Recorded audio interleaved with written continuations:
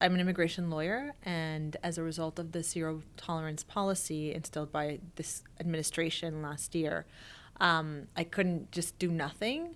So I organized women to go to detention centers in Dilley, Texas, and volunteer their time, lawyers and translators, so that we could help asylum seekers with their representation. I was able to see firsthand different women and children that were separated and were telling their stories of trauma in their home country, and then even greater trauma when entering this country. And what we found was much more traumatizing and much more horrible than what we expected. A lot of indigenous people from Guatemala and from Mexico and other regions in South and Central America are fleeing because they're being persecuted, because they're indigenous.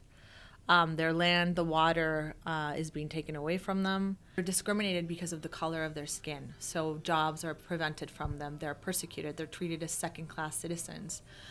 They're also, if they march for water or if they march protecting land that is being taken away for corporations or for exploitation of natural resources of, corporations that are mostly American, they're persecuted and they have to flee and seek refuge in places that are less than accommodating, and if anything, they're torturing them.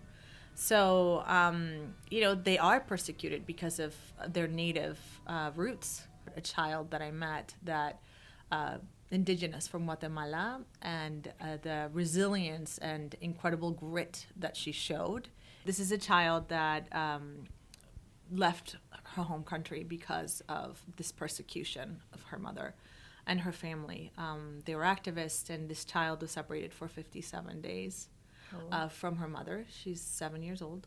And it's the trauma of the separation and that isolation of being unable to communicate with people for 57 days and not knowing what's going to happen to you. She's been reunified, and they're fighting for their case outside of detention. There's a lot of it's a business. Detentions are a business. And, there are also GPS trackers that they have to deal with once they're released. But it was an incredibly sad story because the journey that people forget of crossing and coming over here, and the fact that you're risking your everything.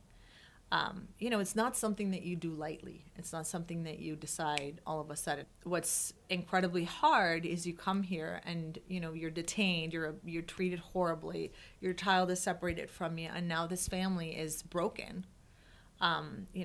It's some of these children are nonverbal after being, reunified with the family. Some of these children are, they need a lot of trauma support. The parents are also, they don't know how to deal with that. And you have to add to that the fact that they can't communicate with other humans.